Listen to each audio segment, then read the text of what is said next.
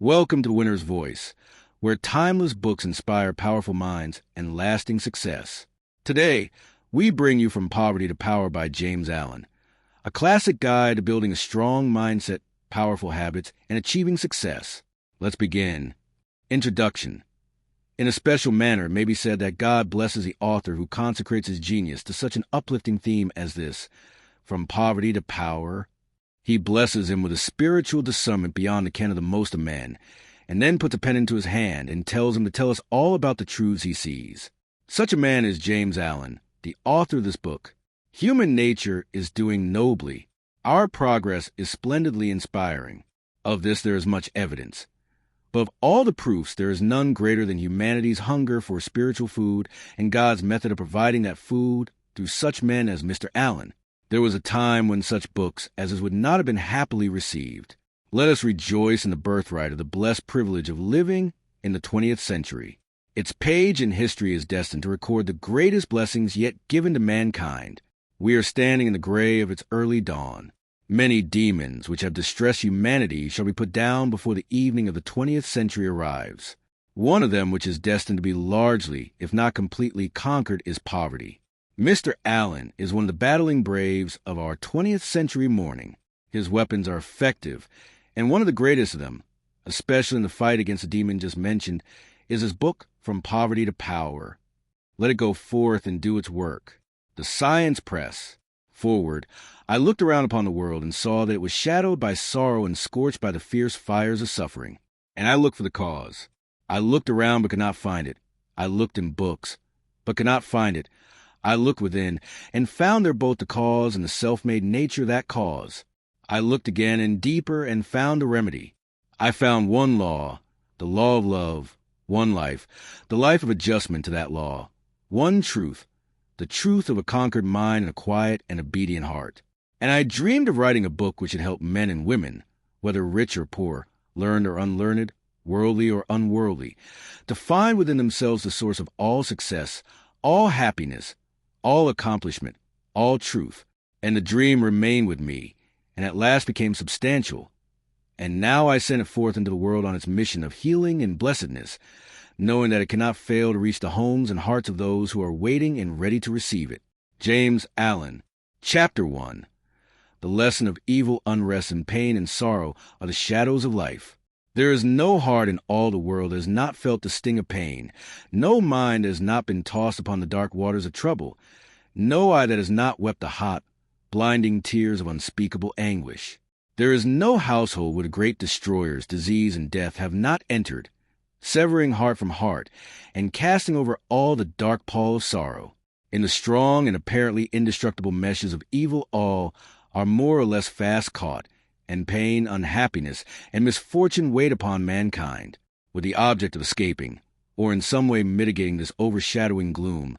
Men and women rush blindly into innumerable devices, pathways by which they fondly hope to enter into a happiness which will not pass away. Such are the drunkard and the harlot, who revel in sensual excitements. Such is exclusive aesthete, who shuts himself out from the sorrows of the world and surrounds himself with enervating luxuries. Such is he who thirsts for wealth or fame, and subordinates all things to the achievement of that object.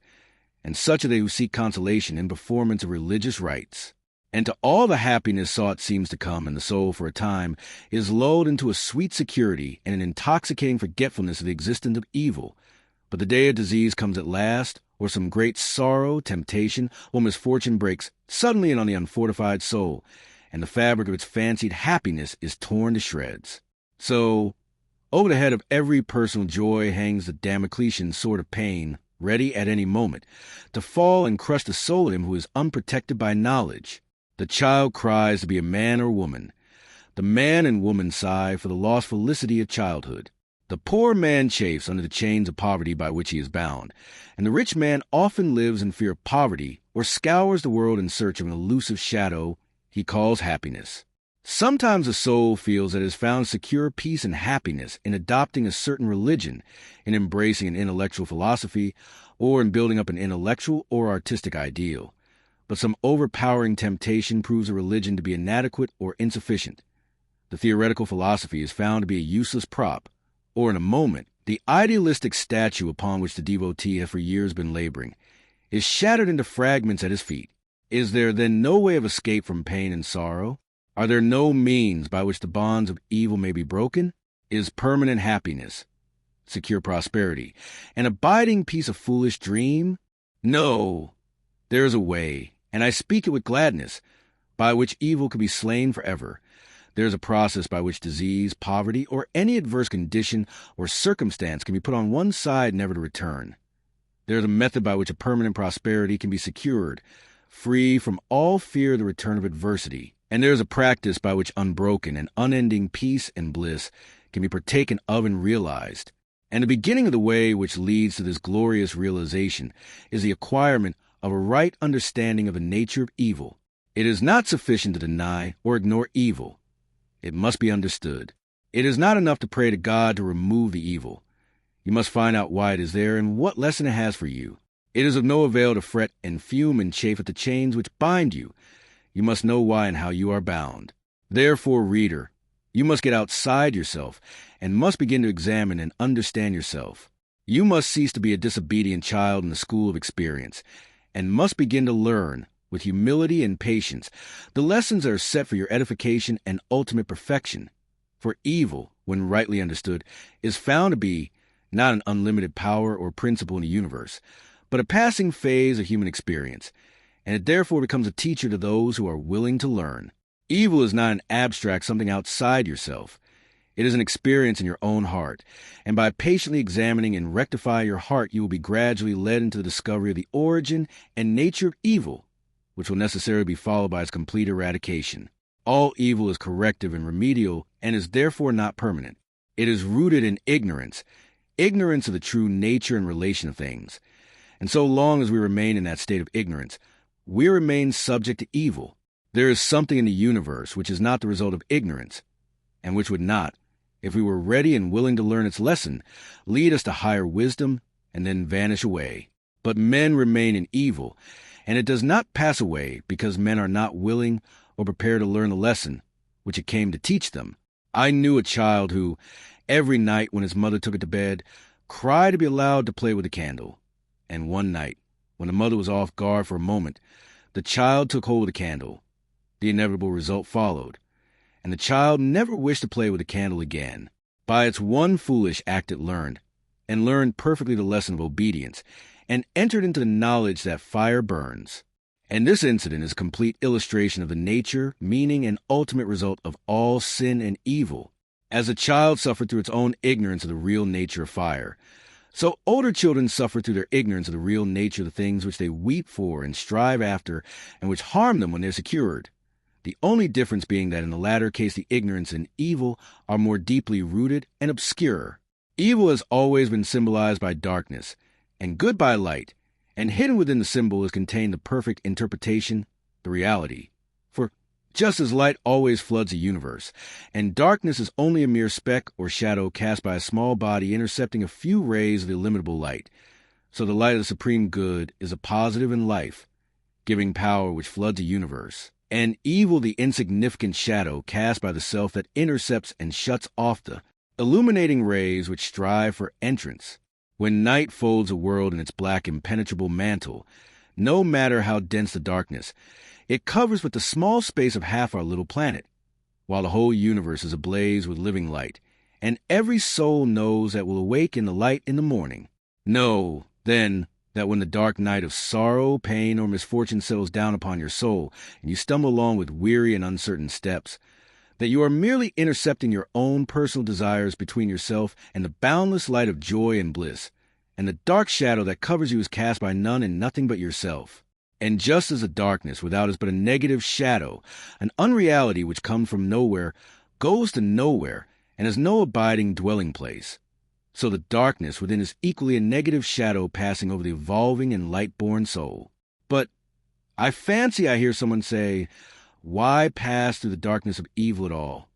Because by ignorance you have chosen to do so, and because by doing so you may understand both good and evil, and may the more appreciate the light by having passed through the darkness.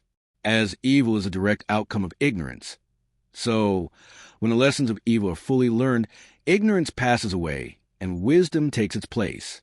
But as a disobedient child refuses to learn its lessons at school, so it is possible to refuse to learn the lessons of experience, and thus to remain in continual darkness, and to suffer continually recurring punishments in the form of disease, disappointment, and sorrow.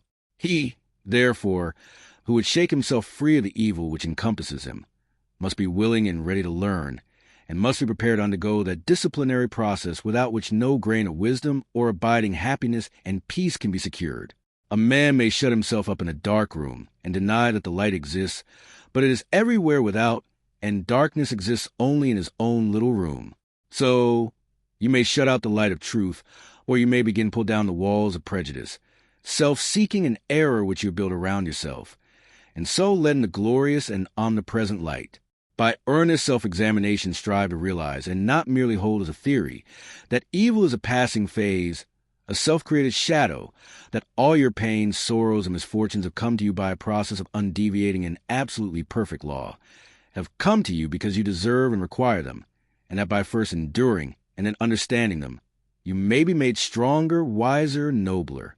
When you have fully entered into this realization, you will be in position to mold your own circumstances, to transmute all evil into good, and to weave, with a master hand, the fabric of your destiny. Well, the night, O watchman, seest thou yet the glimmering dawn upon the mountain heights, the golden herald of the light of lights? Are his fair feet upon the hilltops set? Cometh he yet to chase away the gloom, and with it all the demons of the night? Strike yet his darting rays upon thy sight? Hear'st thou his voice, the sound of error's doom? The morning cometh, lover of the light. E'en now he gilds with gold the mountain's brow. Dimly I see the path whereon e'en now his shining feet are set toward night.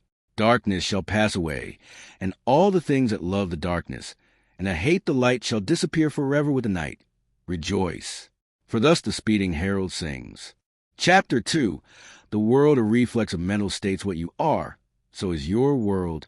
Everything in the universe is resolved into your own inward experience. It matters little what is without, for it is all a reflection of your own state of consciousness.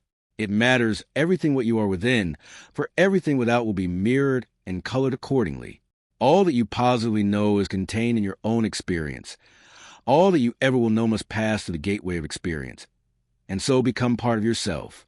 Your own thoughts, desires, and aspirations comprise your world. And to you, all that there is in the universe of beauty and joy and bliss, or of ugliness and sorrow and pain, is contained within yourself. By your own thoughts you make or mar your life, your world, your universe, as you build within by the power of thought. So will your outward life and circumstances shape themselves accordingly.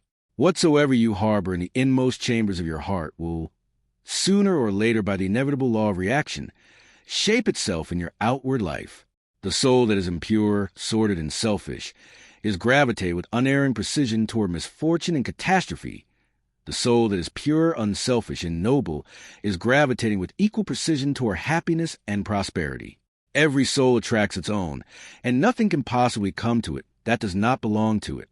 To realize this is to recognize the universality of divine law.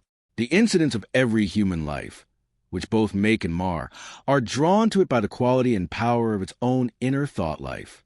Every soul is a complex combination of gathered experiences and thoughts, and the body is but an improvised vehicle for its manifestation. What, therefore, your thoughts are, that is your real self, and the world around both animate and inanimate, wears the aspect with which your thoughts clothe it. All that we are is a result of what we have thought. It is founded on our thoughts. It is made up of our thoughts. Thus said Buddha, and it therefore follows that if a man is happy, it is because he dwells in happy thoughts. If miserable, because he dwells in despondent and debilitating thoughts. Whether one be fearful or fearless, foolish or wise, troubled or serene, within that soul lies the cause of its own state or states, and never without. And now I seem to hear a chorus of voices exclaim, "But do you really mean to say that outward circumstances do not affect our minds?" I do not say that, but I say this, and know it to be infallible truth, that circumstances can only affect you insofar as you allow them to do so. You are swayed by circumstances because you have not a right understanding of the nature, use, and power of thought.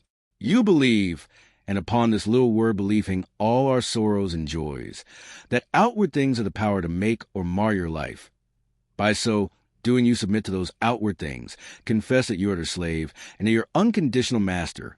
By so doing, you invest them with power which they do not of themselves possess, and you succumb, in reality, not to the mere circumstances, but to the gloom or gladness, the fear or hope, the strength or weakness, which your thought sphere is thrown around them. I knew two men who, at an early age, lost the hard-earned savings of years. One was very deeply troubled, and gave way to chagrin, worry, and despondency. The other, on reading in his morning paper that the bank in which his money was deposited had hopelessly failed, and that he had lost all, quietly and firmly remarked, "Well, it's gone, and trouble and worry won't bring it back, but hard work will." He went to work with renewed vigor, and rapidly became prosperous, while the former man, continuing to mourn the loss of his money, and to grumble at his bad luck, remained the sport and tool of adverse circumstances, in reality of his own weak and slavish thoughts. The loss of money was a curse to the one because he clothed the event with dark and dreary thoughts. It was a blessing to the other, because he threw around it thoughts of strength, of hope, and renewed endeavor. If circumstances had the power to bless or harm, they would bless and harm all men alike. But the fact that the same circumstances will be alike good and bad to different souls proves that the good or bad is not in the circumstance, but only in the mind of him that encounters it. When you begin to realize this, you will begin to control your thoughts, to regulate and discipline your mind, and to rebuild the inward temple of your soul, eliminating all useless and superfluous material, and incorporating into your being thoughts alone of joy and serenity, of strength and life, of compassion and love, of beauty and immortality. And as you do this, you will become joyful and serene, strong and healthy, compassionate and loving, and beautiful with the beauty of immortality. And as we clothe events with the drapery of our own thoughts, so likewise do we clothe the objects of the visible world around us. And where one sees harmony and beauty, another sees revolting ugliness. An enthusiastic naturalist was one day roaming the country lanes in pursuit of his hobby, and during his rambles came upon a pool of brackish water near a farmyard. As he proceeded to fill a small bottle with the water for the purpose of examination under the microscope, he dilated, with more enthusiasm than discretion, to an uncultivated son of the plough, who stood close by, upon the hidden and innumerable wonders contained in the pool, and concluded by saying, "Yes, my friend, within this pool is contained 100, nay, 1,000,000 universes, had we but the sense or the instrument by which we could apprehend them." And the unsophisticated one ponderously remarked, "I know the water be full of tadpoles, but they be easy to catch." Where the naturalist, his mind stored with the knowledge of natural facts, saw beauty, harmony, and hidden glory, the mind unenlightened upon those things saw only an offensive mud puddle. The wild flower which the casual wayfarer thoughtlessly tramples upon is, to the spiritual eye of the poet, an angelic messenger from the invisible. To the many, the ocean is but a dreary expanse of water on which ships sail and are sometimes wrecked. To the soul of the musician, it is a living thing, and he hears, in all its changing moods, divine harmonies. Where the ordinary mind sees disaster and confusion, the mind of the philosopher sees the most perfect sequence of cause and effect, and where the materialist sees nothing but endless death, the mystic sees pulsating and eternal life. And as we clothe both events and objects without our own thoughts, so likewise do we clothe the souls of others in the garments of our thoughts. The suspicious believe everybody to be suspicious. The liar feels secure in the thought that he is not so foolish as to believe that there is such a phenomenon as a strictly truthful person. The envious see envy in every soul. The miser thinks everybody is eager to get his money. He who has subordinated conscience in the making of his wealth sleeps with a revolver under his pillow, wrapped in the delusion that the world is full of conscienceless people who are eager to rob him, and the abandoned, sensualist looks upon the saint as a hypocrite. On the other hand, those who dwell in loving thoughts see that in all which calls forth their love and sympathy, the trusting and honest are not troubled by suspicions. The good-natured and charitable who rejoice at the good fortune of others scarcely know what envy means.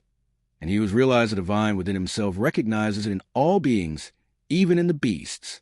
And men and women are confirmed in their mental outlook because of the fact that, by the law of cause and effect, they attract to themselves that which they send forth, and so come in contact with people similar to themselves. The old adage, "Birds of feather flock together," has a deeper significance than is generally attached to it. For in the thought, world as in the world of matter, Each clings to its kind. Do you wish for kindness? Be kind. Do you ask for truth? Be true. What you give of yourself you find. Your world is a reflex of you. If you are one of those who are praying for and looking forward to a happier world beyond the grave, here is a message of gladness for you. You may enter into and realize a happy world now. It fills the whole universe, and it is within you, waiting for you to find, acknowledge, and possess, said one who knew the inner laws of being. When men shall say, lo here or lo there, go not after them. The kingdom of God is within you. What you have to do is to believe this. Simply believe it with a mind unshadowed by doubt, and then meditate upon it till you understand it. You will then begin to purify and to build your inner world. And as you proceed, passing from revelation to revelation, from realization to realization, you will discover the utter powerlessness of outward things beside the magic potency of a self-governed soul. If thou wouldst right the world and banish all its evils and its woes, make its wild places bloom, and its drear deserts blossom as a rose, then right thyself. If thou wouldst turn the world from its long, lone captivity in sin, restore all broken hearts, slay grief, and let sweet consolation in, turn thou thyself. If thou wouldst cure the world of its long sickness and its grief and pain, bring in all healing joy, and give the afflicted rest again, then cure thyself. If thou wouldst wake the world out of its dream of death and darkening strife, bring it to love and peace and light and brightness of immortal life, wake thou thyself. Chapter 3.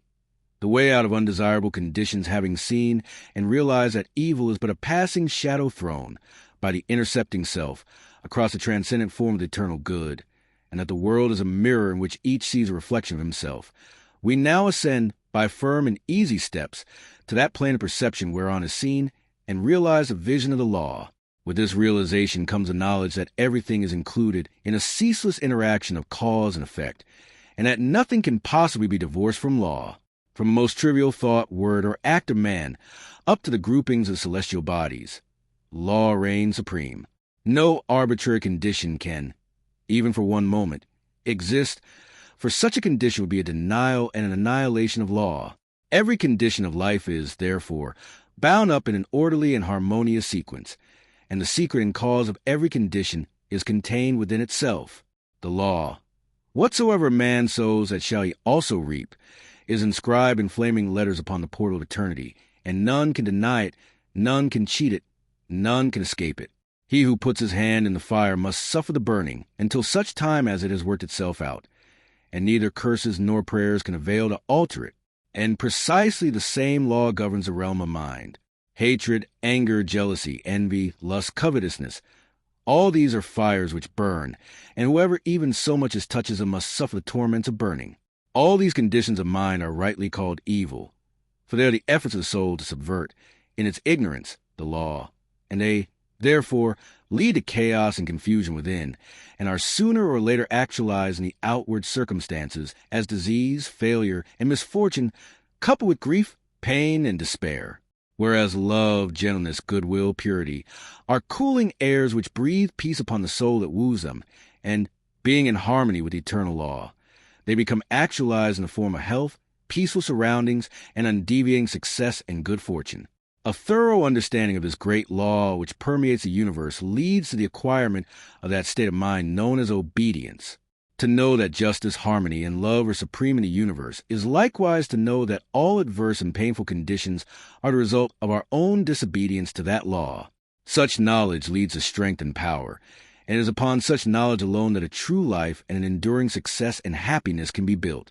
To be patient under all circumstances, and to accept all conditions as necessary factors in your training, is to rise superior to all painful conditions, and to overcome them with an overcoming which is sure, and which leaves no fear to return, for by the power of obedience to law they are utterly slain.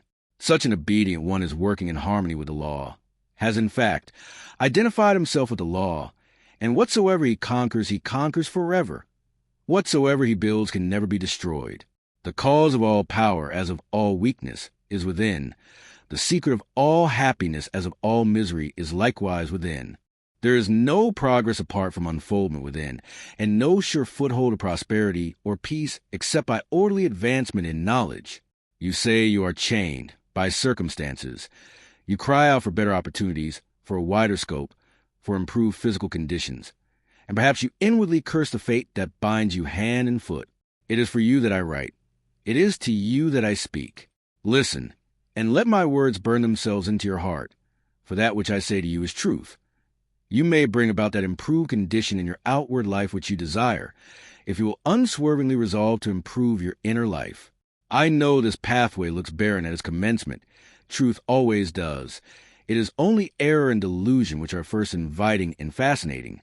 But if you undertake to walk it, if you veeringly discipline your mind, eradicating your weaknesses, and allowing your soul forces and spiritual powers to unfold themselves, you will be astonished at the magical changes which will be brought about in your outward life.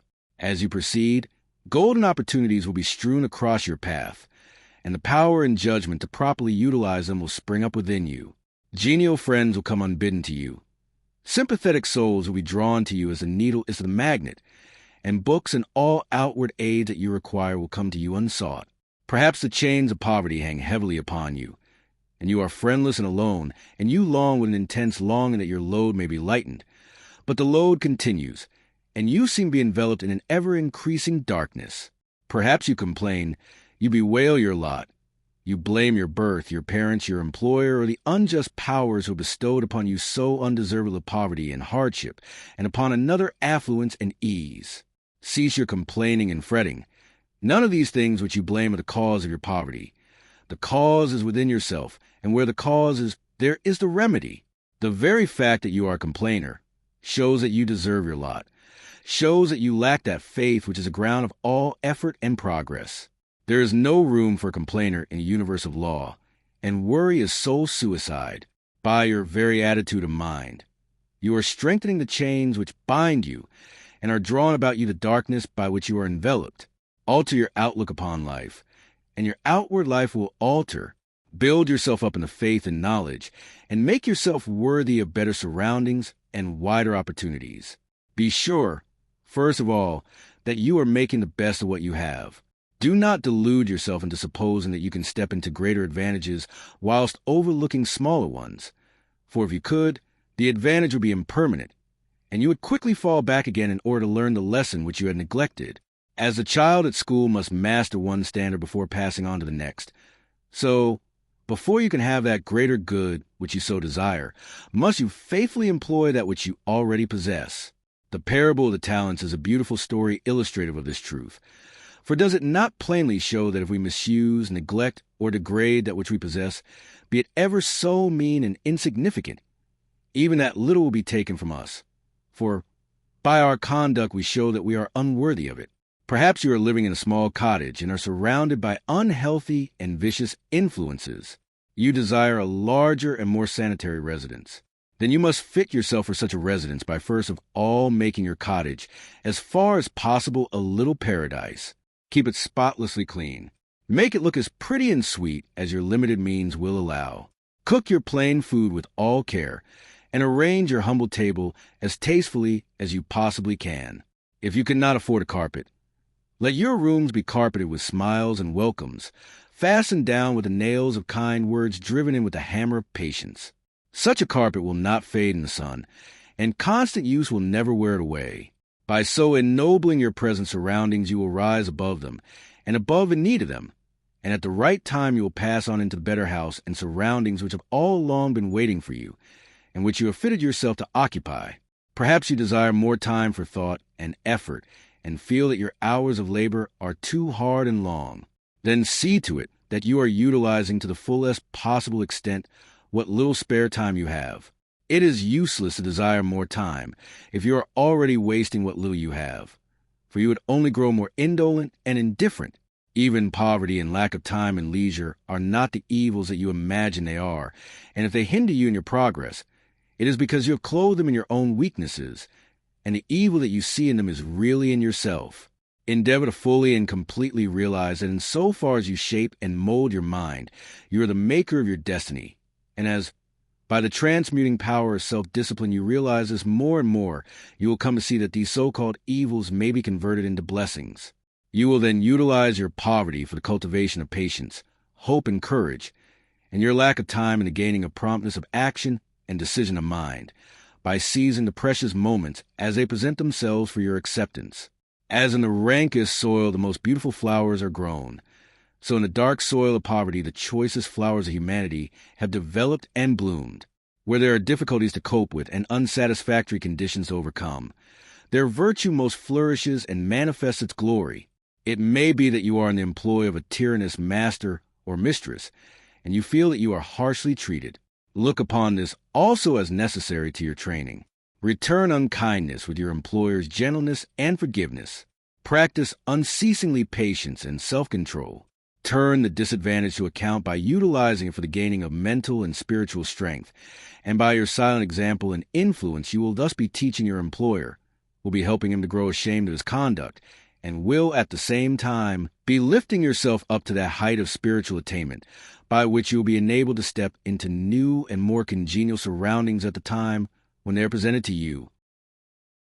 Do not complain that you are a slave, but lift yourself up by noble conduct above the plane of slavery. Before complaining that you are a slave to another, be sure that you are not a slave to self. Look within, look searchingly, and have no mercy upon yourself. You will find there, perchance, slavish thoughts, slavish desires, and in your daily life and conduct slavish habits. Conquer these.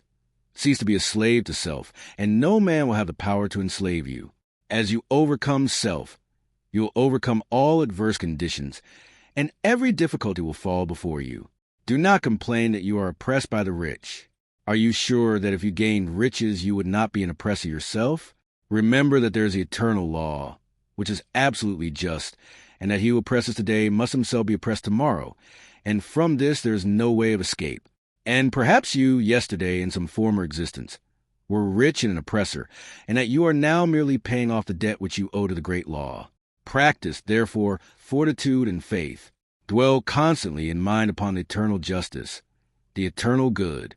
Endeavor to lift yourself above the personal and the transitory into the impersonal and permanent. Shake off the delusion that you are being injured or oppressed by another, and try to realize, by a profound comprehension of your inner life and the laws which govern that life, that you are only really injured by what is within you. There is no practice more degrading, debasing, and soul-destroying than that of self-pity. Cast it out from you. While such a canker is feeding upon your heart, you can never expect to grow into a fuller life. Cease from a condemnation of others, and begin to condemn yourself. Condone none of your acts, desires, or thoughts that will not bear comparison with spotless purity, or endure the light of sinless good. By so doing you will be building your house upon the rock of the eternal, and all that is required for your happiness and well-being will come to you in its own time. There is positively no way of permanently rising above poverty or any undesirable condition, except by eradicating those selfish and negative conditions within, of which these are the reflection, and by virtue of which they continue.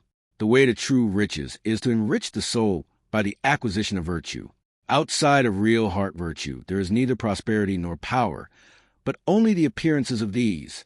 I am aware that men make money who have acquired no measure of virtue and have little desire to do so, but such money does not constitute true riches, and its possession is transitory and feverish. Here is David's testimony. For I was envious at the foolish when I saw the prosperity of the wicked. Their eyes stand out with fatness. They have more than heart could wish.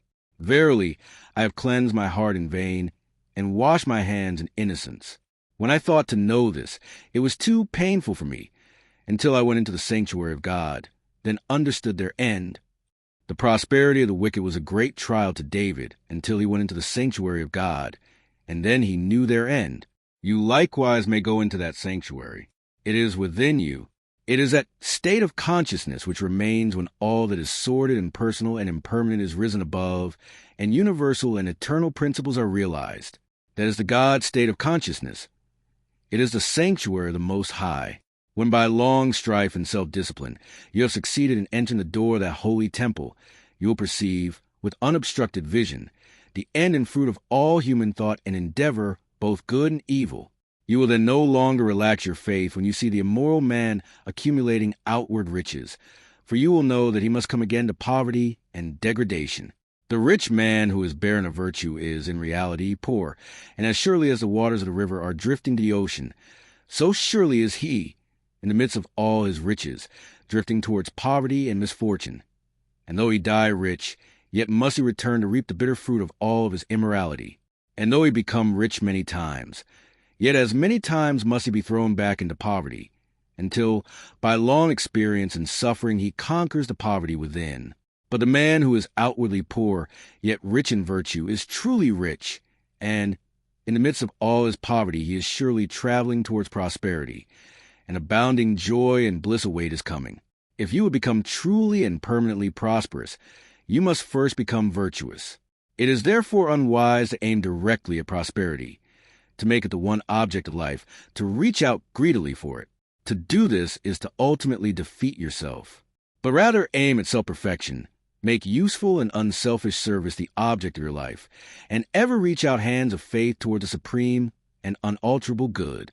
You say you desire wealth, not for your own sake, but in order to do good with it, and to bless others. If this is your real motive in desiring wealth, then wealth will come to you. For you are strong and unselfish indeed if, in the midst of riches, you are willing to look upon yourself as steward and not as owner. But examine well your motive. For in the majority of instances where money is desired for the admitted object of blessing others, the real underlying motive is a love of popularity, and a desire to pose as a philanthropist or reformer. If you are not doing good with what little you have, depend upon it the more money you got, the more selfish you become, and all the good you appear to do with your money, if you attempted to do any, would be so much insinuating self-laudation. If your real desire is to do good, there is no need to wait for money before you do it. You can do it now, this very moment, and just where you are. If you are really as unselfish as you believe yourself to be, you will show it by sacrificing yourself for others now. No matter how poor you are, there is room for self-sacrifice, for did not the widow put her all into the treasury? The heart that truly desires to do good does not wait for money before doing it, but comes to the altar of sacrifice, and, leaving to the unworthy elements of self, goes out and breathes upon neighbor and stranger, friend and enemy alike, the breath of blessedness. As the effect is related to the cause, so is prosperity and power related to the inward good, and poverty and weakness to the inward evil. Money does not constitute true wealth, nor position, nor power, and to rely upon alone is to stand upon a slippery place. Your true wealth is your stock of virtue, and your true power the uses to which you put it. Rectify your heart, and you will rectify your life. Lust, hatred, anger, vanity, pride, covetousness, self-indulgence, self-seeking, obstinacy, all these are poverty and weakness, whereas love, purity, gentleness, meekness, compassion, generosity, patience, self-forgetfulness, and self-renunciation, all these are wealth and power. As the element of poverty and weakness are overcome, an irresistible and all-conquering power is evolved from within, and he who succeeds in establishing himself in the highest virtue brings the whole world to his feet. But the rich, as well as the poor, have their undesirable conditions, and are frequently farther removed from happiness than the poor.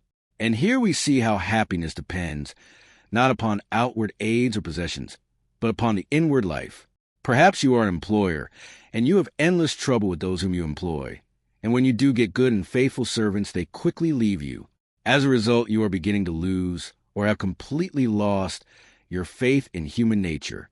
You try to remedy matters by giving better wages, and by allowing certain liberties, yet matters remain unaltered. Let me advise you, the secret of all your trouble is not in your servants, it is in yourself.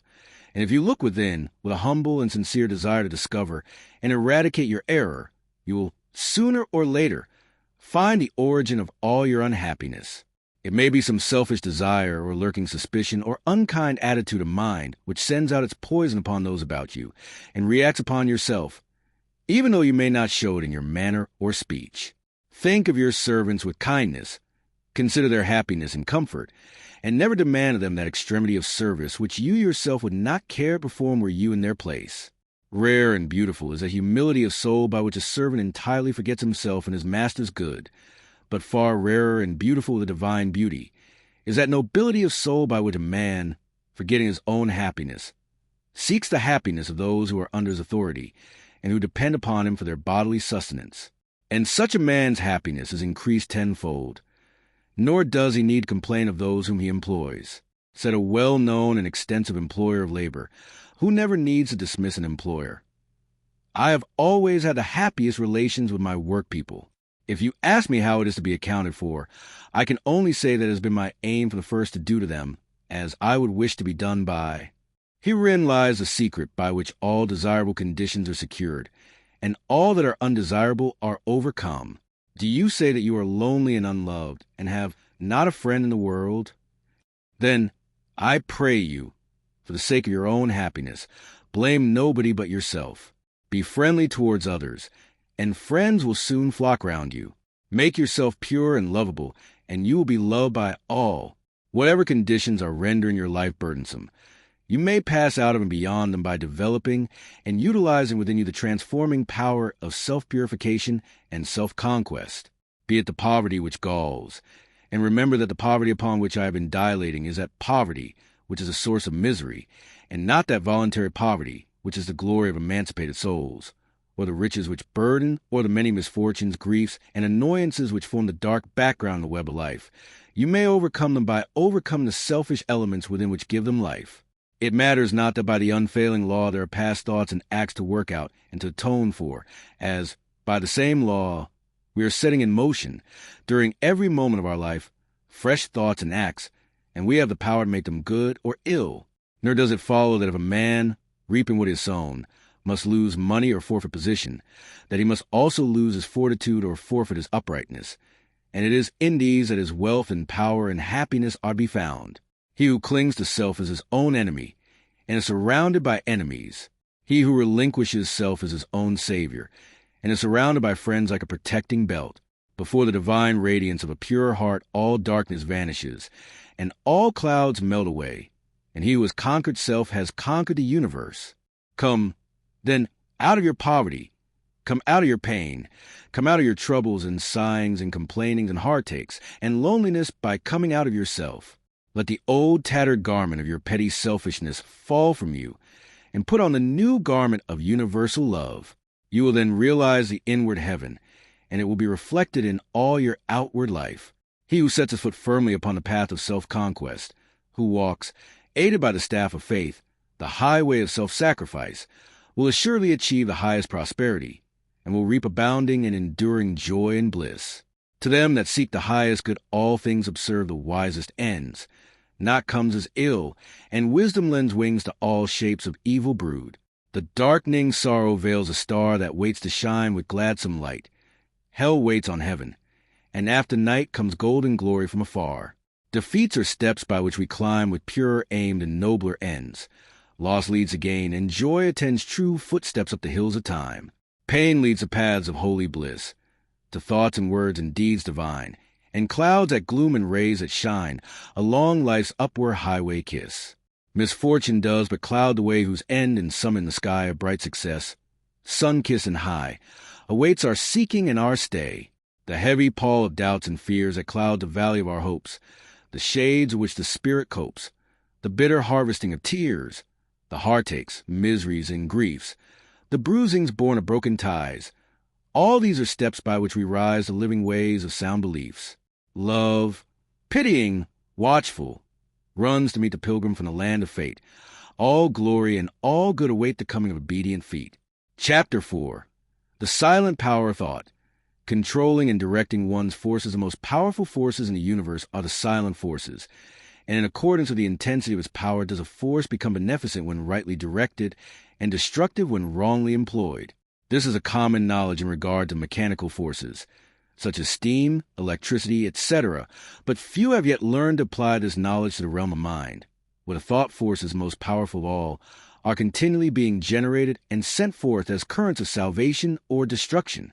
At this stage of his evolution, man has entered into the possession of these forces, and the whole trend of his present advancement is their complete subjugation. All the wisdom possible to man on this material earth is to be found only in complete self-mastery, and the command, "Love your enemies," resolves itself into an exhortation to enter here and now, into possession of that sublime wisdom by taking hold of, mastering, and transmuting those mind forces to which man is now slavishly subject, and by which he is helplessly borne, like a straw in the stream, upon the currents of selfishness. The Hebrew prophets, with their perfect knowledge of the supreme law, always related outward events to inward thought, and associated national disaster or success with the thoughts and desires that dominated the nation at the time. The knowledge of the causal power of thought is the basis of all their prophecies, as it is the basis of all real wisdom and power. National events are simply the working out of the psychic forces of the nation. Wars, plagues, and famines are the meeting and clashing of wrongly directed thought forces, the culminating points at which destruction steps in as the agent of the law. It is foolish to ascribe war to the influence of one man or to one body of men. It is the crowning horror of national selfishness. It is the silent and conquering thought forces which bring all things into manifestation. The universe grew out of thought. Matter in its last analysis is found to be merely objectivized thought. All men's accomplishments were first wrought out in thought, and then objectivized. The author, the inventor, the architect first builds up his work in thought, and having perfected it in all its parts as a complete and harmonious whole upon the thought plane, he then commences to materialize it, to bring it down to the material or sense plane. When the thought forces are directed in harmony with the overruling law, they are upbuilding and preservative, but when subverted they become disintegrating and self-destructive. To adjust all your thoughts to a perfect and unswerving faith in the omnipotence and supremacy of good is to cooperate with that good, and to realize within yourself a solution and destruction of all evil. Believe, and ye shall live. And here we have the true meaning of salvation. Salvation from the darkness and negation of evil by entering into and realizing the living light of the eternal good. Where there is fear, worry, anxiety, doubt, trouble, chagrin, or disappointment, there is ignorance and lack of faith. All these conditions of mind are the direct outcome of selfishness and are based upon an inherent belief in the power and supremacy of evil. They therefore constitute practical atheism, and to live in and become subject to these negative and soul-destroying conditions of mind is the only real atheism. It is salvation from such conditions that the race needs, and let no man boast of salvation whilst he is their helpless and obedient slave. To fear or to worry is as sinful as to curse. For how can one fear or worry if he intrinsically believes in eternal justice, the omnipotent good, the boundless love? To fear, to worry, to doubt is to deny, to disbelieve. It is from such states of mind that all weakness and failure proceed, for they represent the annulling and disintegrating of the positive thought, forces which would otherwise speed to their object with power and bring about their own beneficent results.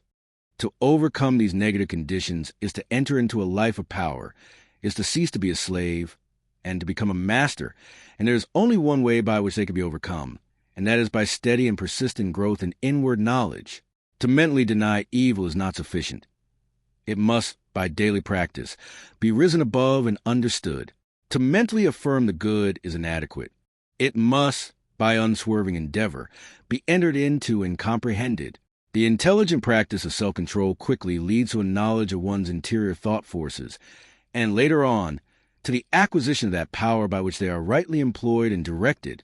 In the measure that you master self, that you control your mental forces instead of being controlled by them, in just such measure will you master affairs and outward circumstances. Show me a man under whose touch everything crumbles away, and who cannot retain success even when it is placed in his hands, and I will show you a man who dwells continually in those conditions of mind which are the very negation of power.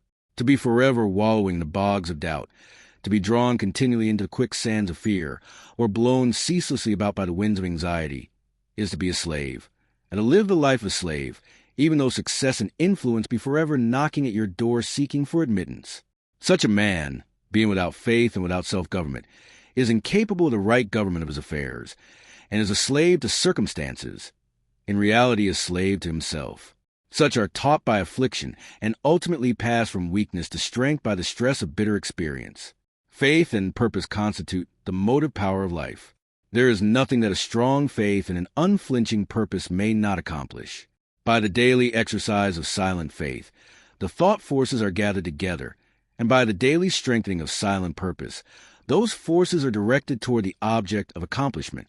Whatever your position in life may be, before you can hope to enter into any measure of success, usefulness, and power, you must learn how to focus your thought forces by cultivating calmness and repose.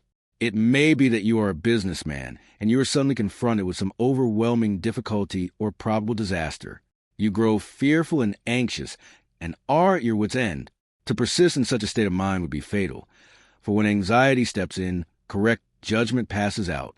Now, if you will take advantage of a quiet hour or two in the early morning or at night, and go away to some solitary spot, or to some room in your house where you know you will be absolutely free from intrusion, and, having seated yourself in an easy attitude, you forcibly direct your mind right away from the object of anxiety by dwelling upon something in your life that is pleasing and bliss-giving, a calm, reposeful strength will gradually steal into your mind, and your anxiety will pass away. Upon the instant that you find your mind reverting to the lower plane of worry, bring it back again, and re-establish on the plane of peace and strength.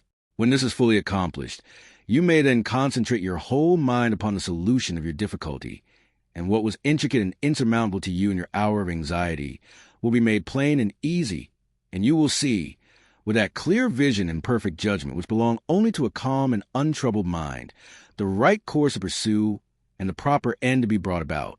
It may be that you will have to try day after day before you will be able to perfectly calm your mind, but if you persevere, you will certainly accomplish it, and the course which is presented to you in that hour of calmness must be carried out.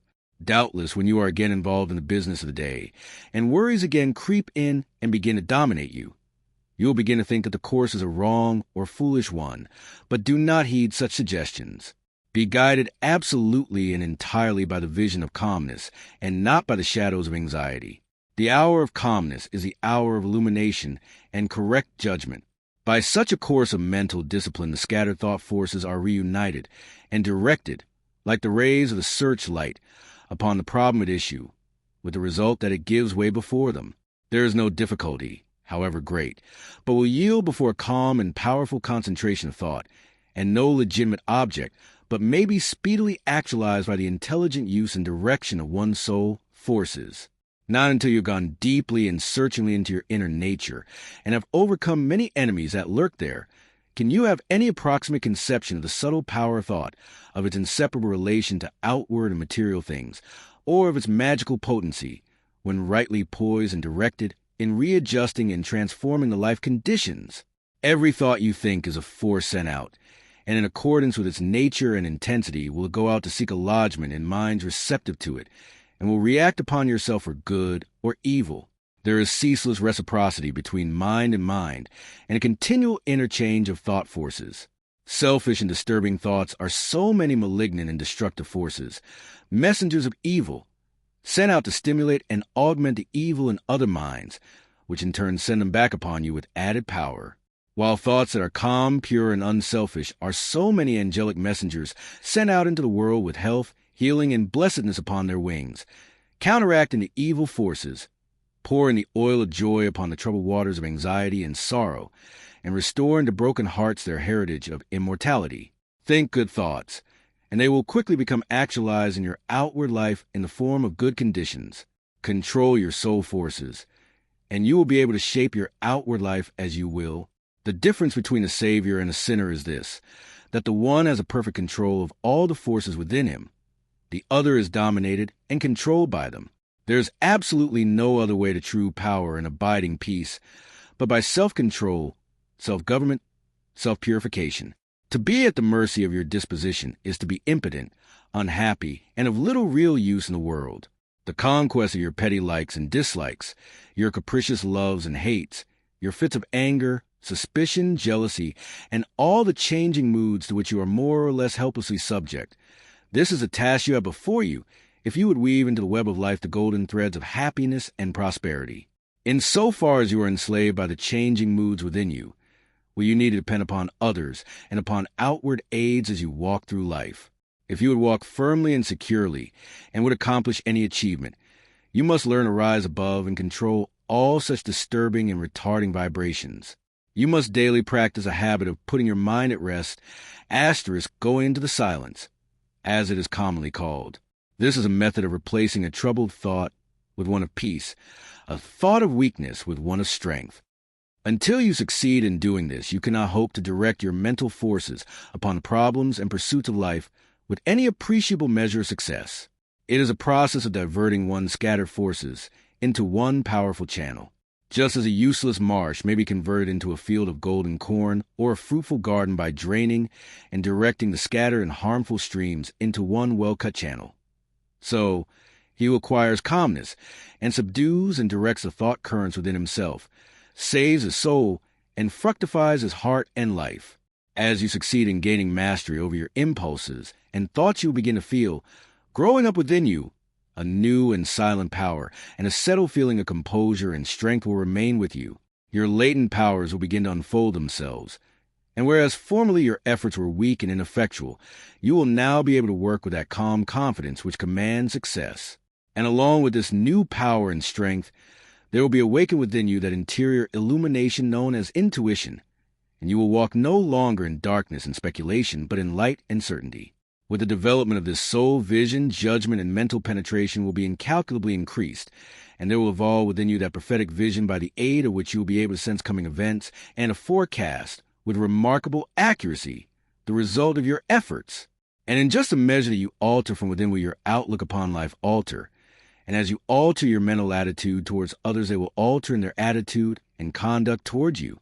As you rise above the lower, debilitating and destructive thought forces, you will come in contact with the positive, strengthening, and upbuilding currents generated by strong, pure, and noble minds. Your happiness will be immeasurably intensified, and you will begin to realize the joy, strength, and power which are born only of self-mastery. And this joy, strength, and power will be continually radiating from you, and without any effort on your part, nay, though you are utterly unconscious of it, strong people will be drawn toward you, influence will be put into your hands, and in accordance with your altered thought world will outward events shape themselves. A man's foes are they of his own household, and he who would be useful, strong, and happy must cease to be a passive receptacle for the negative, beggarly, and impure streams of thought, and as a wise householder commands his servants and invites his guests, so must he learn to command his desires, and to say with authority what thoughts he shall admit into the mansion of his soul. Even a very partial success in self-mastery adds greatly to one's power, and he who succeeds in perfecting this divine accomplishment enters into possession of undreamed of wisdom and inward strength and peace, and realizes that all the forces of the universe aid and protect his footsteps, who is master of his soul. Would you scale the highest heaven? Would you pierce the lowest hell? Live in dreams of constant beauty, or in basest thinkings dwell? For your thoughts are heaven above you, and your thoughts are hell below. Bliss is not, except in thinking, torment not but thought can know. World would vanish but for thinking. Glory is not but in dreams, and the drama of the ages from the thought eternal streams. Dignity and shame and sorrow, pain and anguish, love and hate are but maskings of the mighty pulsing thought that governs fate. As the colors of the rainbow makes the one uncolored beam, so the universal changes make the one eternal dream. And the dream is all within you, and the dreamer waiteth long for the morning to awake him to the living thought and strong, that shall make the ideal real, make the vanished dreams of hell in the highest, holiest heaven where the pure and perfect dwell. Evil is the thought that thinks it, good, the thought that makes it so. Light and darkness, sin and pureness likewise out of thinking grow. Dwell in thought upon the grandest, and the grandest you shall see. Fix your mind upon the highest, and the highest you shall be. Chapter 5. The secret of health, success, and power we all remember with what intense delight as children we listened to the never-tiring fairy tale. How eagerly we followed the fluctuating fortunes of the good boy or girl, ever protected, in the hour of crisis, from the evil machinations of the scheming witch, the cruel giant, or the wicked king. And our little hearts never faltered for the fate of the hero or heroine, nor did we doubt their ultimate triumph over all their enemies. For we knew that the fairies were infallible, and that they would never desert those who had consecrated themselves to the good and the true. And what unspeakable joy pulsated within us when the fairy queen, bringing all her magic to bear at the critical moment, scattered all the darkness and trouble, and granted them complete satisfaction of all their hopes, and they were happy ever after. With the accumulating years and an ever-increasing intimacy with the so-called realities of life, our beautiful fairy world became obliterated, and its wonderful inhabitants were relegated, in the archives of memory, to the shadowy and unreal. And we thought we were wise and strong in thus leaving forever the land of childish dreams. But as we re-become little children in the wondrous world of wisdom, we shall return again to the inspiring dreams of childhood and find that they are, after all, realities. The fairy folk, so small and nearly always invisible, yet possess an all-conquering and magical power, who bestow upon the good health, wealth, and happiness, along with all the gift of nature in lavish profusion, start again into reality and become immortalized in the soul, realm of him who, by growth and wisdom, has entered into a knowledge of the power of thought and the laws which govern the inner world of being. To him the fairies live again as thought people, thought messengers, thought powers working in harmony with the overruling good. And they who, day by day, endeavor to harmonize their hearts with the heart of the supreme good, do in reality acquire true health, wealth, and happiness. There is no protection compared with goodness, and by goodness, I do not mean a mere outward conformity to the rules of morality. I mean pure thought, noble aspiration, unselfish love, and freedom from vainglory. To dwell continually in good thoughts is to throw around oneself a psychic atmosphere of sweetness and power which leaves its impress upon all who come in contact with it. As a rising sun puts to rout the helpless shadows, so are all the impotent forces of evil put to flight by the searching rays of positive thought which shine forth from a heart made strong in purity and faith. Where there is sterling faith and uncompromising purity, there is health. There is success, there is power. In such a one, disease, failure, and disaster can find no lodgment, for there is nothing on which they can feed. Even physical conditions are largely determined by mental states, and to this truth the scientific world is rapidly being drawn. The old materialistic belief that a man is what his body makes him is rapidly passing away, and is being replaced by the inspiring belief that man is superior to his body, and that his body is what he makes it by the power of thought. Men everywhere are ceasing to believe that a man is despairing because he is dyspeptic, and are coming to understand that he is dyspeptic because he is despairing. And in the near future, the fact that all disease has its origin in the mind will become common knowledge. There is no evil in the universe, but has its root and origin in the mind, and since sickness, sorrow, and affliction do not, in reality, belong to universal order, are not inherent in the nature of things, but are the direct outcome of our ignorance of the right relations of things. According to tradition, there once lived in India a school of philosophers who led a life of such absolute purity and simplicity that they commonly reached the age of 150 years, and a fall sick was looked upon by them as an unpardonable disgrace, for it was considered to indicate a violation of law. The sooner we realize and acknowledge that sickness, far from being the arbitrary visitation of an offended God, or the test of an unwise providence, is the result of our own error or sin, the sooner shall we enter upon the highway of health. Disease comes to those who attract it, to those whose minds and bodies are receptive to it, and flees from those whose strong, pure, and positive thought sphere generates healing and life-giving currents. If you are given to anger, worry, jealousy, greed, or any other inharmonious state of mind, and expect perfect physical health, you are expecting the impossible, for you are continually sowing the seeds of disease in your mind. Such conditions of mind are carefully shunned by the wise man, for he knows them to be far more dangerous than a bad drain or an infected house.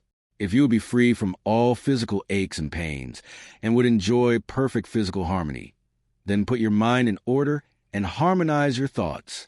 Think joyful thoughts. Think loving thoughts. Let the elixir of goodwill course through your veins, and you will need no other medicine. Put away your jealousies, your suspicions, your worries, your hatreds, your selfish indulgences, and you'll put away your dyspepsia, your biliousness, your nervousness, and aching joints. If you will persist in clinging to these debilitating and demoralizing habits of mind, then do not complain when your body is laid low with sickness. The following story illustrates the close relation that exists between habits of mind and bodily conditions. A certain man was afflicted with a painful disease, and he tried one physician after another, but all to no purpose. He then visited towns which were famous for their curative waters, and after having bathed them all, his disease was more painful than ever. One night he dreamed that a presence came to him and said, "Brother, hast thou tried all the means of cure?" And he replied, "I have tried all." "Nay," said the presence, "come with me, and I will show thee a healing bath which has escaped thy notice." The afflicted man followed, and the presence led him to a clear pool of water and said, "Plunge thyself in this water, and thou shalt surely recover," and thereupon vanished. The man plunged into the water, and on coming out, lo, his disease had left him, and at the same moment he saw written above the pool the word "Renounce." Upon waking, the full meaning of his dream flashed across his mind, and looking within he discovered that he had, all along, been a victim to a sinful indulgence, and he vowed that he would renounce it forever. He carried out his vow, and from that day his affliction began to leave him, and in a short time he was completely restored to health. Many people complain that they have broken down through overwork. In the majority of such cases, the breakdown is more frequently the result of foolishly wasted energy. If you would secure health, you must learn to work without friction. To become anxious or excited, or to worry over needless details, is to invite a breakdown.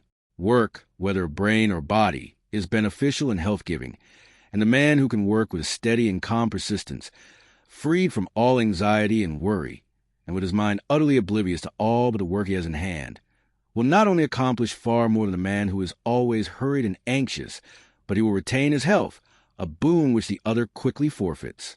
True health and true success go together, for they are inseparably intertwined in the thought realm. As mental harmony produces bodily health, so it also leads to a harmonious sequence in the actual working out of one's plans. Order your thoughts, and you will order your life. Pour the oil of tranquility upon the turbulent waters of the passions and prejudices, and the tempests of misfortune, howsoever they may threaten, will be powerless to wreck the bark of your soul as it threads its way across the ocean of life. And if that bark be piloted by a cheerful and never-failing faith, its course will be doubly sure, and many perils will pass it by which would otherwise attack it. By the power of faith, every enduring work is accomplished.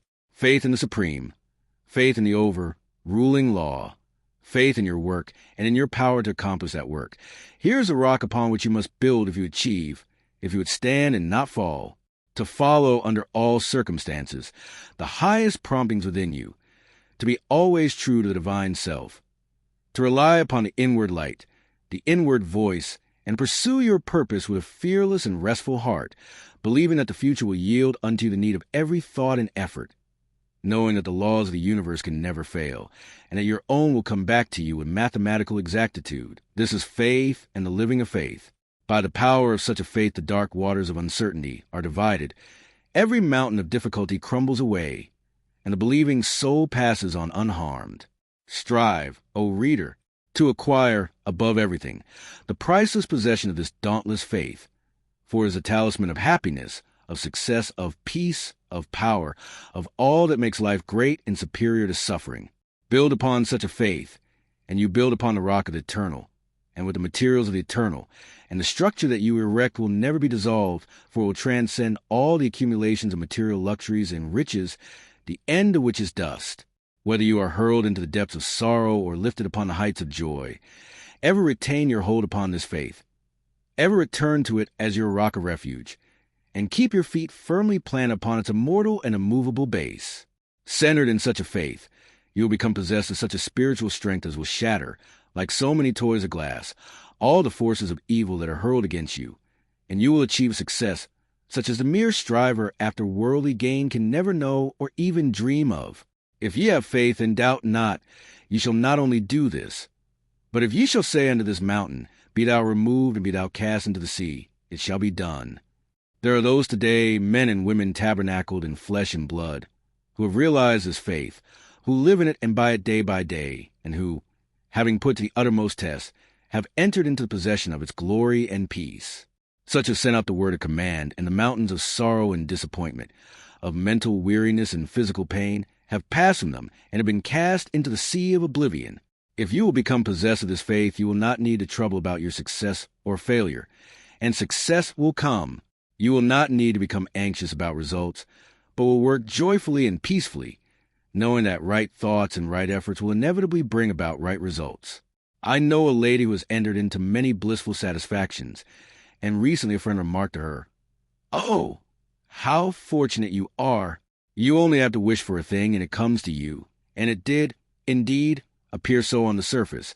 But in reality, all the blessedness that has entered into this woman's life is a direct outcome of the inward state of blessedness which she has, throughout life, been cultivating and training toward perfection. Mere wishing brings nothing but disappointment. It is living that tells. The foolish wish and grumble, the wise work and wait. And this woman had worked without and within, but especially within upon heart and soul, and with the invisible hands of the Spirit she had built up, with the precious stones of faith, hope, joy, devotion, and love, a fair temple of light, whose glorifying radiance was ever round about her. It beamed in her eye, It shone through her countenance. It vibrated in her voice, and all who came into her presence felt its captivating spell. And as with her, so with you, your success, your failure, your influence, your whole life you carry about with you, for your dominant trends of thought are the determining factors in your destiny. Send forth loving, stainless, and happy thoughts, and blessings will fall into your hands, and your table will be spread with the cloth of peace. Send forth hateful, impure, and unhappy thoughts, and curses will rain down upon you, and fear and unrest will wait upon your pillow. You are the unconditional maker of your fate, be that fate what it may. Every moment you are sending forth from you the influences which will make or mar your life. Let your heart grow large and loving and unselfish, and great and lasting will be your influence and success, even though you make little money. Confine it within the narrow limits of self-interest, and even though you become a millionaire, your influence and success at the final reckoning will be found to be utterly insignificant. Cultivate, then, this pure and unselfish spirit, and combine with purity and faith, singleness of purpose, and you are evolving from within the elements, not only of abounding health and enduring success, but of greatness and power. If your present position is distasteful to you, and your heart is not in your work, nevertheless perform your duties with scrupulous diligence, and whilst resting your mind in the idea that the better position and greater opportunities are waiting for you, ever keep an active mental outlook for budding possibilities, so that when the critical moment arrives and the new channel presents itself, you will step into it with your mind fully prepared for the undertaking, and with that intelligence and foresight which is born of mental discipline. Whatever your task may be, concentrate your whole mind upon it. Throw into it all the energy of which you are capable. The faultless completion of small tasks leads inevitably to larger tasks. See to it that you rise by steady climbing, and you will never fall. And herein lies the secret of true power. Learn by constant practice how to husband your resources and to concentrate them at any moment upon a given point. The foolish waste all their mental and spiritual energy in frivolity, foolish chatter, or selfish argument, not to mention wasteful physical excesses. If you would acquire overcoming power, you must cultivate poise and passivity. You must be able to stand alone. All power is associated with immovability. The mountain, the massive rock, the storm-tried oak, all speak to us of power because of their combined solitary grandeur and defiant fixity, while the shifting sand, the yielding twig, and the waving reed speak to us of weakness, because they are movable and non-resistant, and are utterly useless when detached from their fellows. He is a man of power who, when all his fellows are swayed by some emotion or passion, remains calm and unmoved.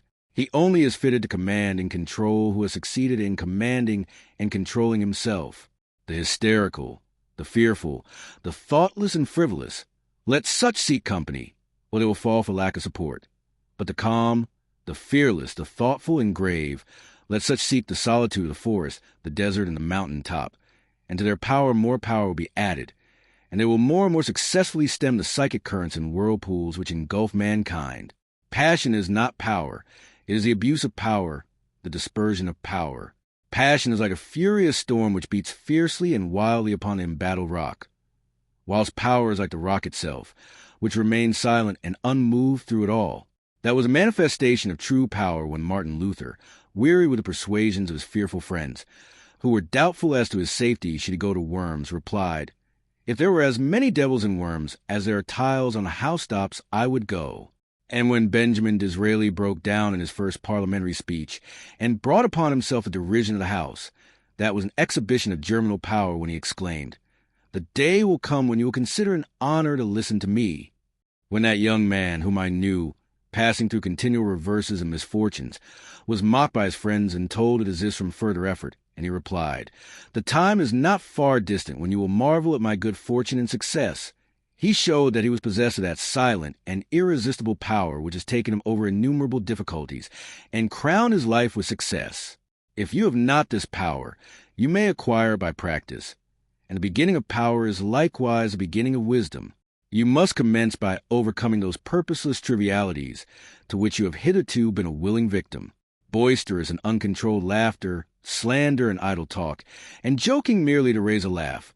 All these things must be put on one side as so much waste of valuable energy.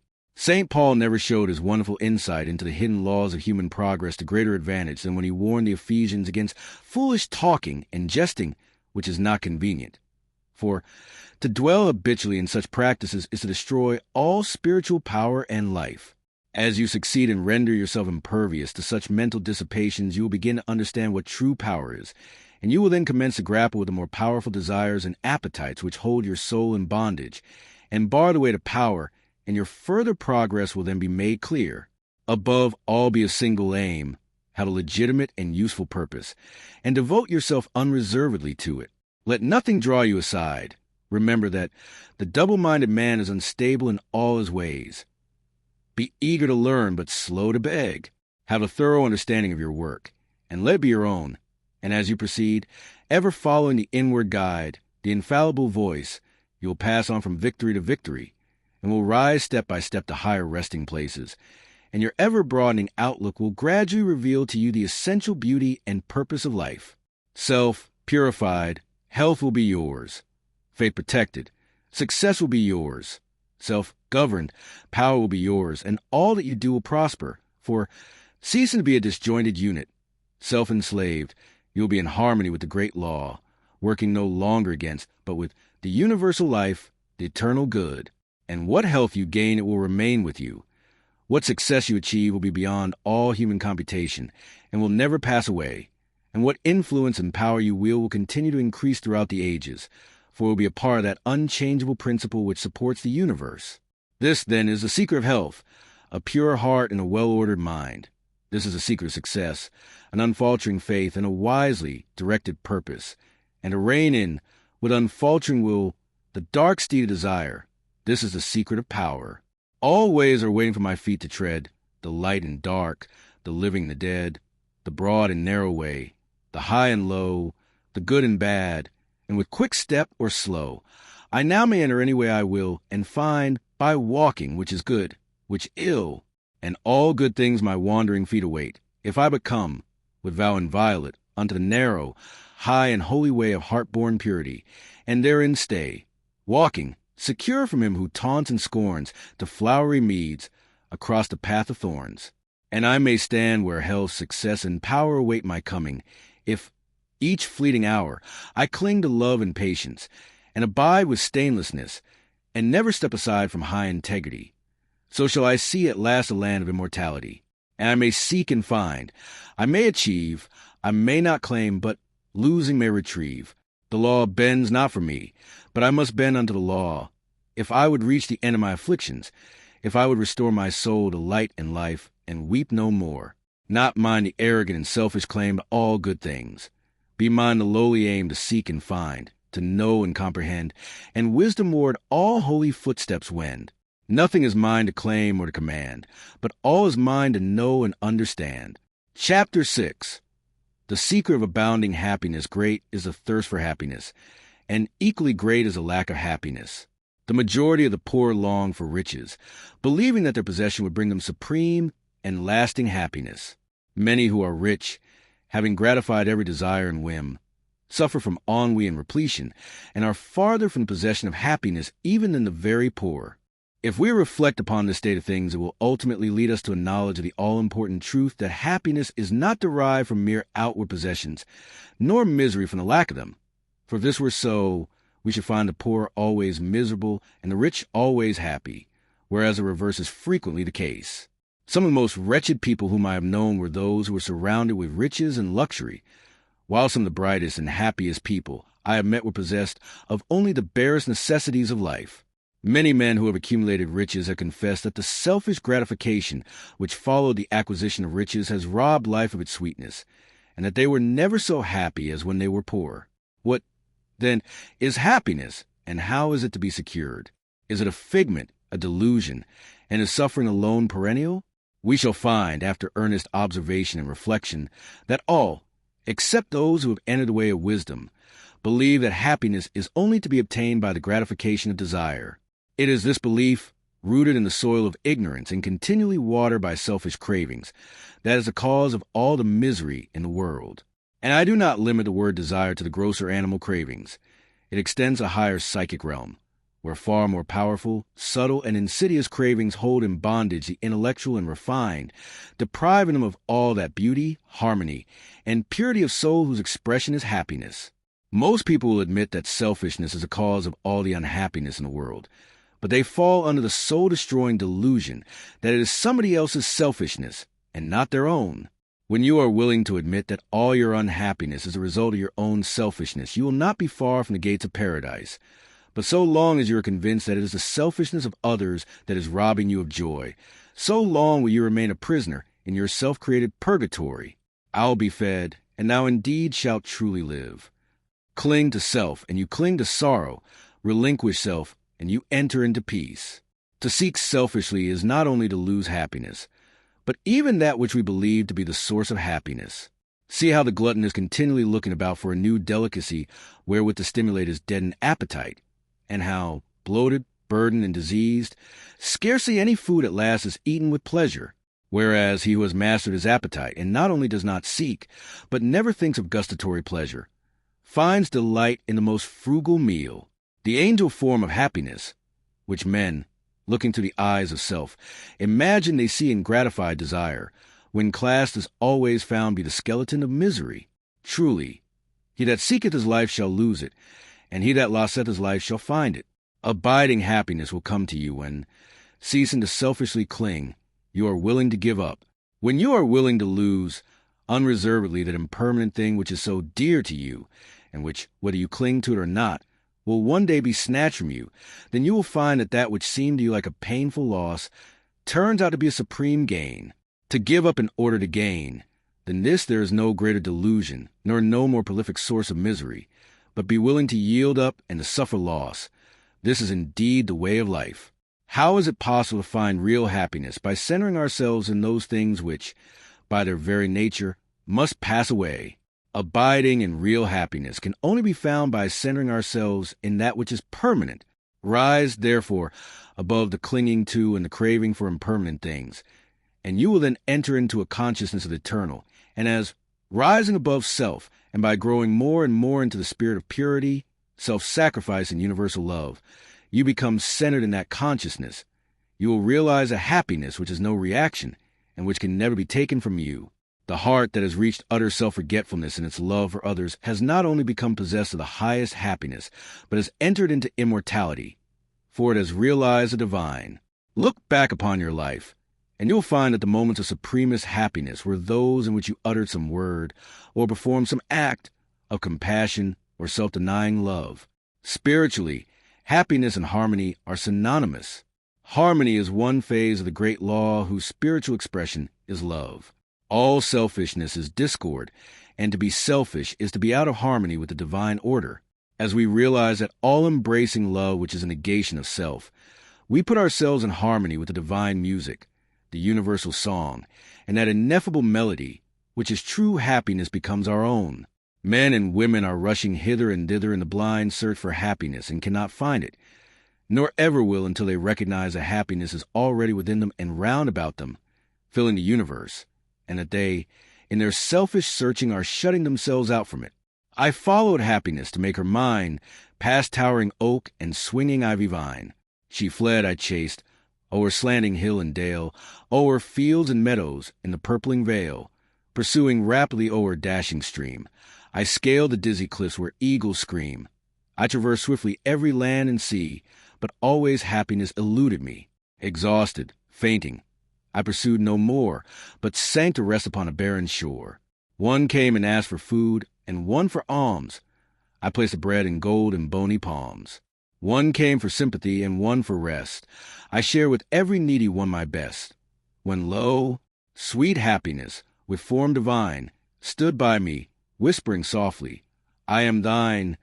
These beautiful lines of Burleigh's express the secret of all abounding happiness. Sacrifice the personal and transient, and you rise at once into the impersonal and permanent. Give up that narrow, cramped self that seeks to render all things subservient to its own petty interests, and you will enter into the company of the angels, into the very heart and essence of universal love. Forget yourself entirely in the sorrows of others and in ministering to others, and divine happiness will emancipate you from all sorrow and suffering. Taking the first step of the good thought, the second with a good word, and the third with a good deed, I entered paradise. And you also may enter into paradise by pursuing the same course. It is not beyond, it is here. It is realized only by the unselfish. It is known in its fullness only to the pure in heart. If you have not realized this unbounded happiness, you may begin to actualize it by ever holding before you the lofty ideal of unselfish love and aspiring towards it. Aspiration, or prayer, is desire turned upward. Aspiration, or prayer, is desire turned upward. It is a soul turning toward its divine source, where alone permanent satisfaction can be found. By aspiration, the destructive forces of desire are transmuted into divine and all-preserving energy. To aspire is to make an effort to shake off the trammels of desire. It is a prodigal made wise by loneliness and suffering, returning to his father's mansion.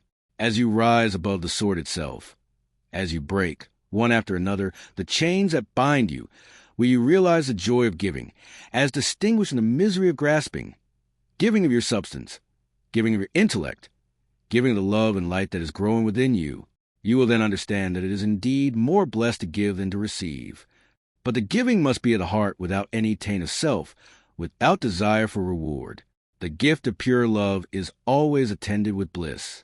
If, after you have given, you are wounded because you are not thanked or flattered, or your name put in the paper, know then that your gift was prompted by vanity and not by love, and you were merely giving in order to get, were not really giving, but grasping. Lose yourself in the welfare of others.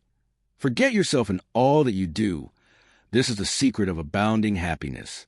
Ever be on the watch to guard against selfishness, and learn faithfully the divine lessons of inward sacrifice. So shall you climb the highest heights of happiness, and shall remain in the never-clouded sunshine of universal joy, clothed in the shining garment of immortality.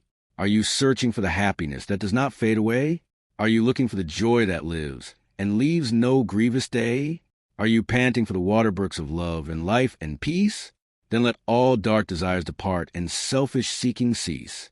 Are you lingering in the paths of pain, grief, haunted, stricken, sore? Are you wandering in the ways that wound your weary feet the more? Are you sighing for the resting place where tears and sorrows cease? Then sacrifice your selfish heart and find a heart of peace. Chapter 7. The realization prosperity, it is granted only to the heart that abounds with integrity, trust, generosity, and love to realize true prosperity. The heart that is not possessed of these qualities cannot know prosperity. For prosperity, like happiness, is not an outward possession, but an inward realization. The greedy man may become a millionaire, but he will always be wretched and mean and poor, and will even consider himself outwardly poor so long as there is a man in the world who is richer than himself, whilst the upright, the open-handed and loving will realize a full and rich prosperity, even though their outward possessions may be small. He is poor who is dissatisfied. He is rich who is contented with what he has. And he is richer who is generous with what he has. When we contemplate the fact that the universe is abounding in all good things, material as well as spiritual, and compare it with man's blind eagerness to secure a few gold coins or a few acres of dirt, it is then that we realize how dark and ignorant selfishness is. It is then that we know that self-seeking is self-destruction. Nature gives all without reservation and loses nothing. Man, grasping all, loses everything. If you would realize true prosperity, do not settle down, as many have done, into belief that if you do right, everything will go wrong. Do not allow the word competition to shake your faith in the supremacy of righteousness. I care not what men may say about the laws of competition, for do I not know the unchangeable law, which shall one day put them all to rout, and which puts them to rout even now in the heart and life of the righteous man? And knowing this law, I can contemplate all dishonesty with undisturbed repose, for I know where certain destruction awaits it. Under all circumstances, do that which you believe to be right, and trust the law. Trust the divine power that is immanent in the universe, and it will never desert you, and you will always be protected. By such a trust, all your losses will be converted into gains, and all curses which threaten will be transmuted into blessings. Never let go of integrity, generosity, and love, for these, coupled with energy, will lift you into the truly prosperous state. Do not believe the world when it tells you that you must always attend to number one first, and to others afterwards. To do this is not to think of others at all, but only of one's own comforts. To those who practice this, the day will come when they will be deserted by all, and when they cry out in their loneliness and anguish, there will be no one to hear and help them. To consider oneself before all others is to cramp and warp and hinder every noble and divine impulse. Let your soul expand. Let your heart reach out to others in loving and generous warmth, and great and lasting will be your joy, and all prosperity will come to you. Those who have wandered from the highway of righteousness guard themselves against competition. Those who always pursue the right need not to trouble about such defense. This is no empty statement. There are men today who, by the power of integrity and faith, have defied all competition, and who, without swerving in the least from their methods, when competed with, have risen steadily into prosperity, whilst those who try to undermine them have fallen back defeated. To possess those inward qualities which constitute goodness is to be armored against all the powers of evil, and to be doubly protected in every time of trial. And to build oneself up in those qualities is to build up success which cannot be shaken, and to enter into a prosperity which will endure forever. The white robe of the heart invisible is stained with sin and sorrow, grief and pain, and all repentant pools and springs of prayer shall not avail to wash it white again. While in the path of ignorance I walk, the stains of error will not cease to cling. Defilements mark the crooked path of self, where anguish lurks and disappointments sting. Knowledge and wisdom only can avail to purify and make my garment clean, for therein lie love's waters. Therein rests peace undisturbed, eternal and serene. Sin and repentance is a path of pain. Knowledge and wisdom is a path of peace. By the near way of practice, I will find where bliss begins, how pains and sorrows cease. Self shall depart, and truth shall take its place. The changeless one, the indivisible, shall take up his abode in me, and cleanse the white robe of the heart invisible. You've been listening to Poverty to Power by James Allen. Thank you for joining the Winner's Voice. If you found this valuable, don't forget to like, comment, and subscribe for more powerful audiobooks. Stay focused, keep growing, and think like a winner.